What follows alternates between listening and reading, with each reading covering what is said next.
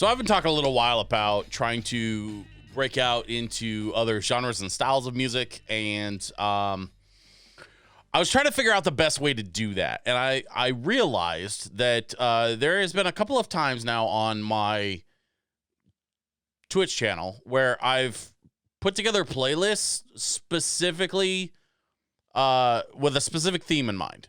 And one of my favorites that I did last year was actually an entire playlist of songs about DJs. There's some incredible, I mean, there's some fantastic songs about DJs from some incredible artists. Tom Petty. There's a lot.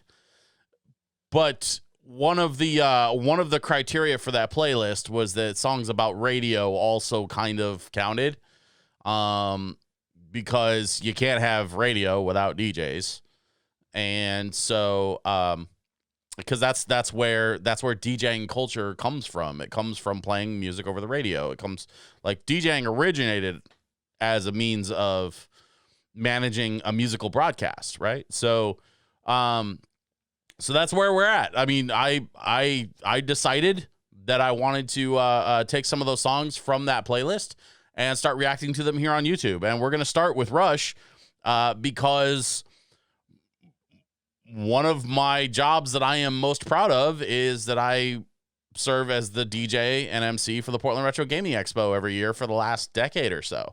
And so within the culture of the retro gaming community, Rush is one of those, like, god tier bands that I can't go 5 minutes without somebody requesting from me at those retro gaming events. And so I'm happy to react to some Rush. Interestingly, I've never seen the video for this song. And so I'm going to be seeing the video for the very first time. Of course I know the song. I've heard it 100 times, but or maybe even more than 100. But I've never seen the video, so that'll be a first for me. Let's check out Rush. The song's called "The Spirit of Radio."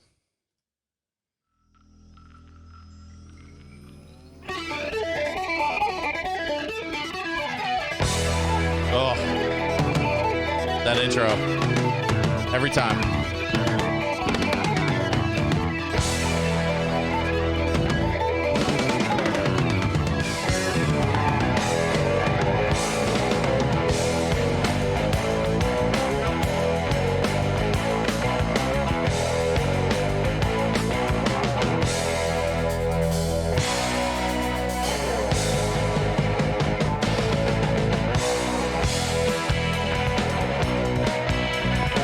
Yep, there it is.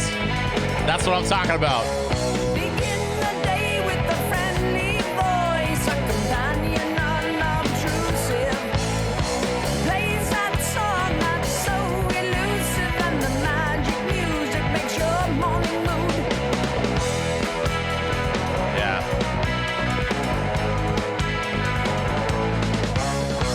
Up on your way, hit the open road. There is magic at your fingers. Okay, hold up. So this is a really, really important part of the history of radio broadcasting and DJing specifically. If you've never seen the movie Pirate Radio, starring Philip Seymour Hoffman, starring Bill Nye, starring a lot of people, Chris O'Dowd, the movie Pirate Radio is phenomenal, and I highly recommend it to anybody that has any interest in the background of radio, in the background of DJing. And I'm not talking about specifically hip hop DJing with scratching and beat juggling and that stuff. Like, there's a Netflix series that is great for hip hop DJs, and sort of it covers the birth of hip hop. The Netflix series is called The Get Down. And if you're really invested in hip hop culture and that style of DJing, which I perform on a regular basis, like that's what I get paid to do, then check out The Get Down on Netflix. But DJing is much older than hip hop, and DJing specifically gets its roots from radio broadcasting. And in the 60s and 70s, rock and roll was outlawed in the UK, And so they had to set up these radio stations on these boats. They would float the boats out into international waters and then broadcast back to land. And because they were in international waters, the UK law enforcement had no jurisdiction, so they couldn't stop them. And oh man, like talk about like a crazy time in radio history, in DJ history. The movie Pirate Radio is fantastic. It really, I've never seen this video, but man, is this cool? Is this ever cool to see like the relationship as translated through the song that's being performed by, frankly, three of the best musicians in rock history. Like, let's just get that out of the way. Rush is a phenomenal band. One of the most technical bands that's ever had a multi-platinum selling career. But yeah, seeing the visuals to go along with this sort of love letter to radio. I promise you I have more to say about it than that, but I really want to get back to the video. I want to see what else they touch on here. Check out Pirate Radio, the movie, if you haven't already.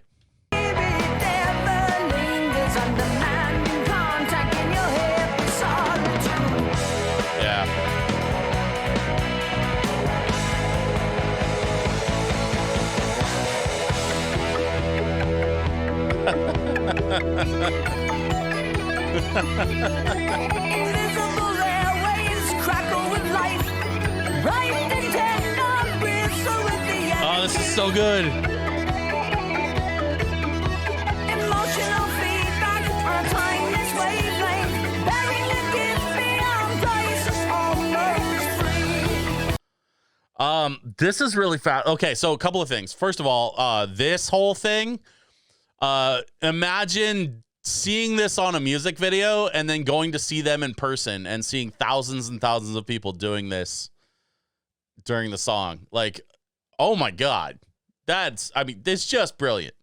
Finding a way to tie in and connect with people through the music video that they can then reference back to when they perform in person. Man, it's so good.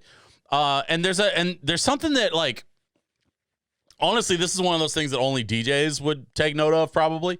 But you see how the turntables are on the right hand side, up here in the upper right hand, and then again in the lower right hand, you see the two turntables on the one side, and then the guy has the mixing console that he's the woman in the upper right hand, and then the guy in the bottom right.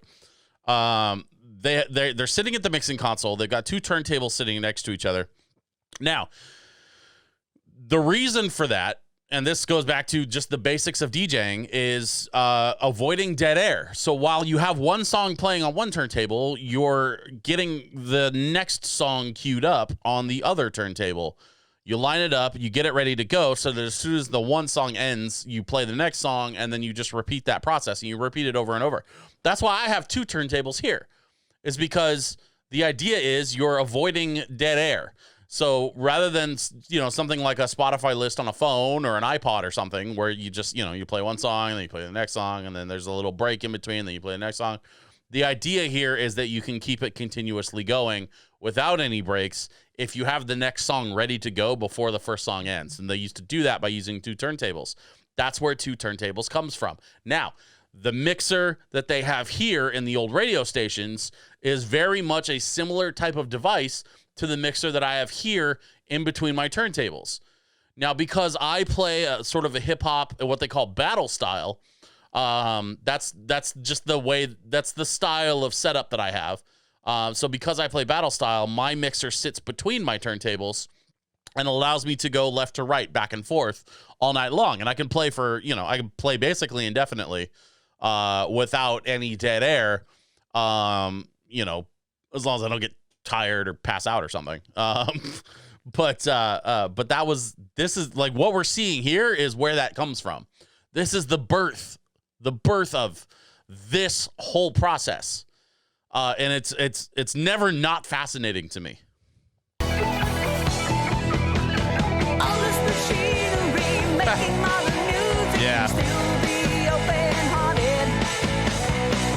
Okay.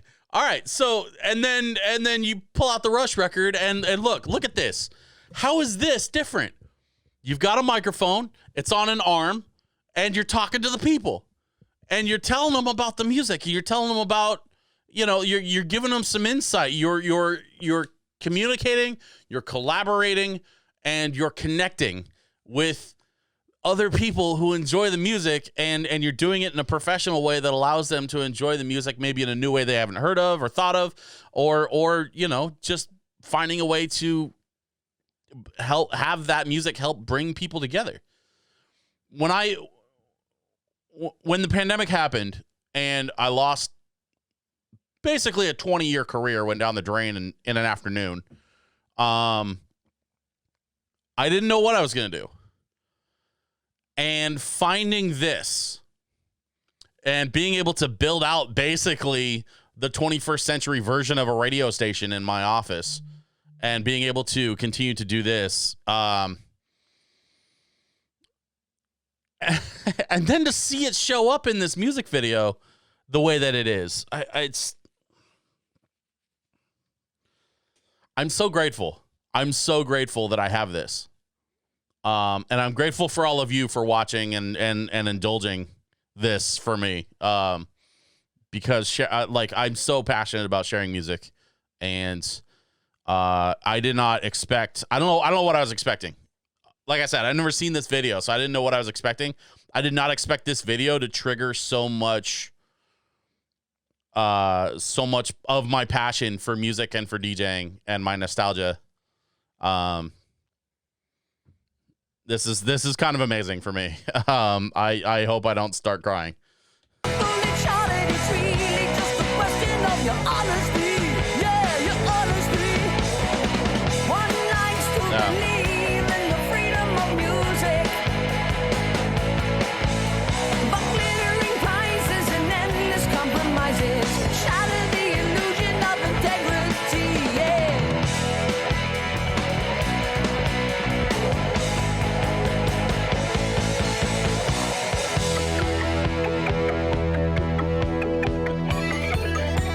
There it is. That's exactly what I was talking about.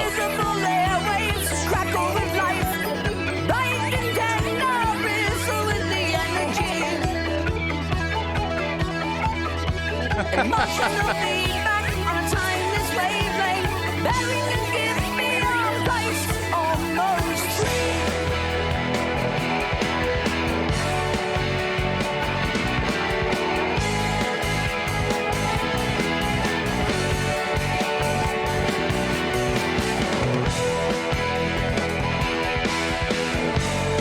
That's so cool.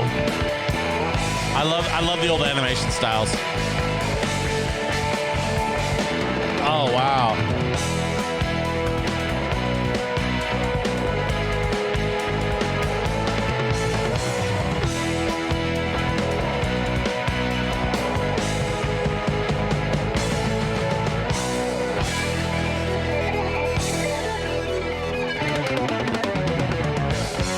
Oh.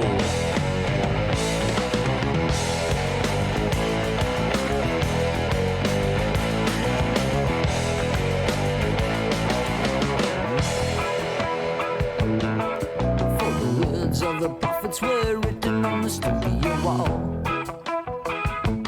Concert hall.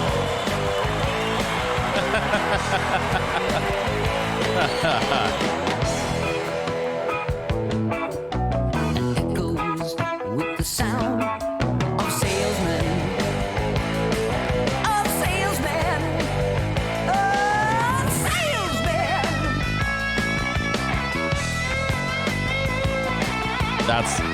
That's amazing. The guitar neck is the radio dial.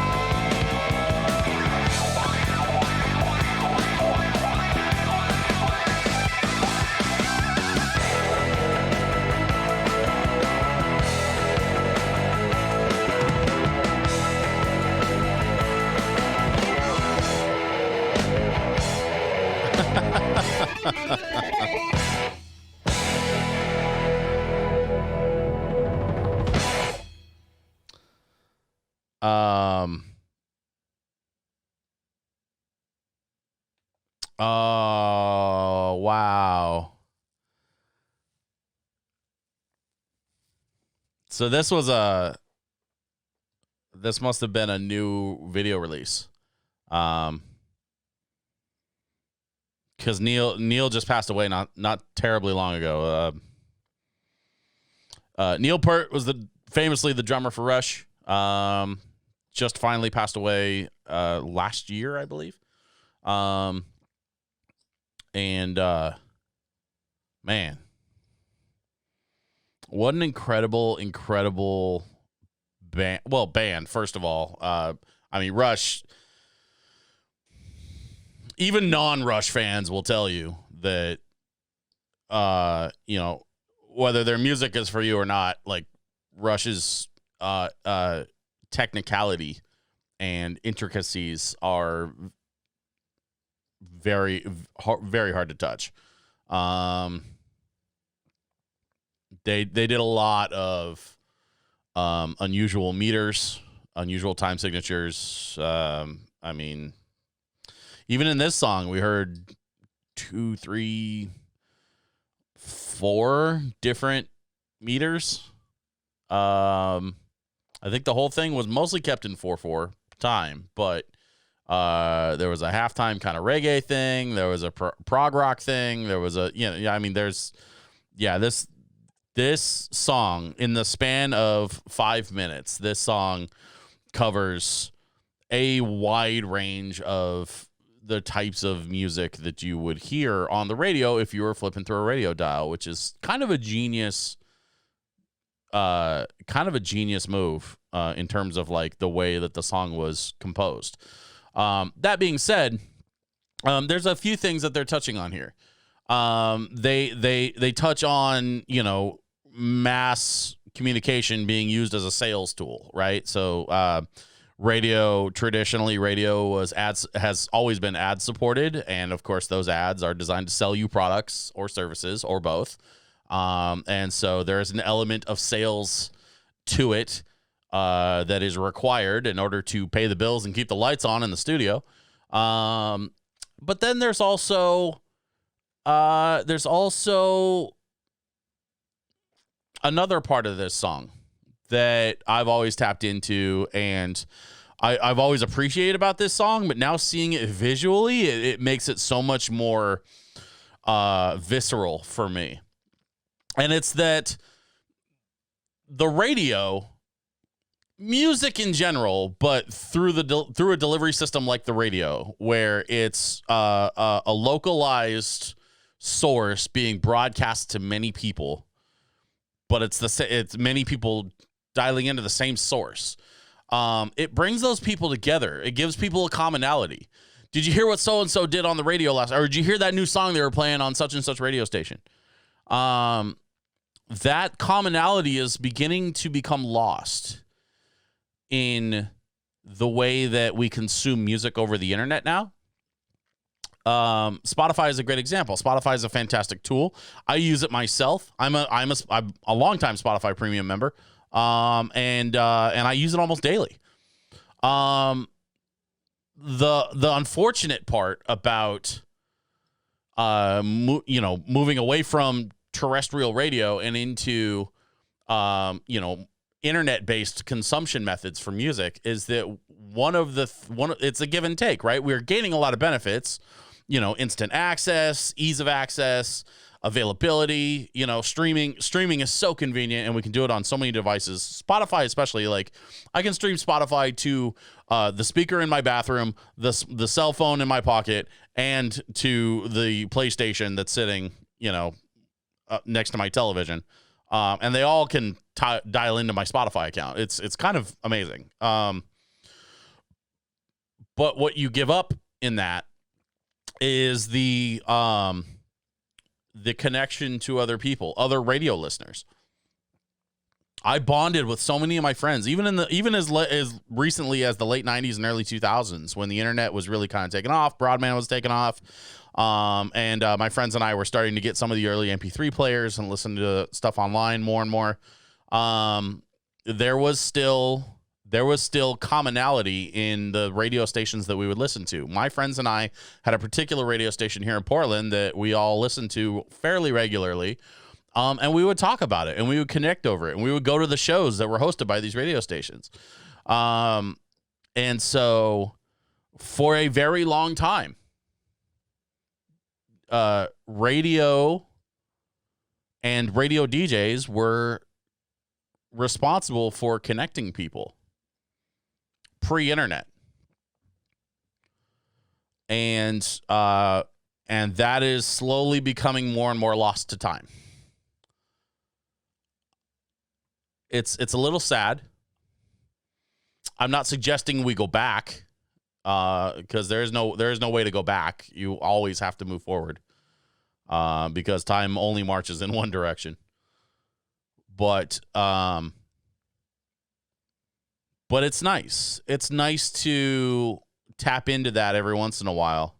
As somebody who's grown up being a DJ and grown up playing music and grown up studying like the history of DJing and the history of radio, and grown up passionate about movies like pirate radio. It's nice to tap into that and to just sort of appreciate again the way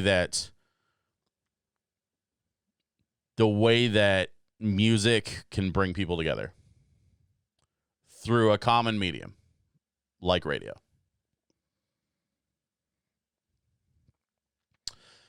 Anyway, that's all I've got for that one. Rest in peace, Neil Peart. Thank you for your decades of service to the world of music, and your phenomenal talent. I hope you all appreciated this one, and I hope you enjoyed it. If you did, please make sure you subscribe to my channel and make sure you hit the notification bell so you don't miss any of my future videos going forward. I'm getting really, really, really close to 5,000 subs, and my goal is to hit 10,000. I can't hit 10,000 until I hit 5. And so if you would do me a favor, please, if you enjoyed this, please make sure you subscribe to the channel so that I can try to work my way towards that 10,000 sub goal. And last but not least, make sure you follow me on Facebook or Instagram.com/DJSwitchPDX. I'm on those two social media platforms, and you can also find me 3 nights a week on Twitch.tv/DJSwitchPDX, where I'm streaming Wednesdays and Fridays. I'm doing music, and then Sunday nights I have my podcast show with my road manager, where we talk about all things tech and geek culture. I appreciate your time today. Thank you for watching this video, and I will see you all on the next one.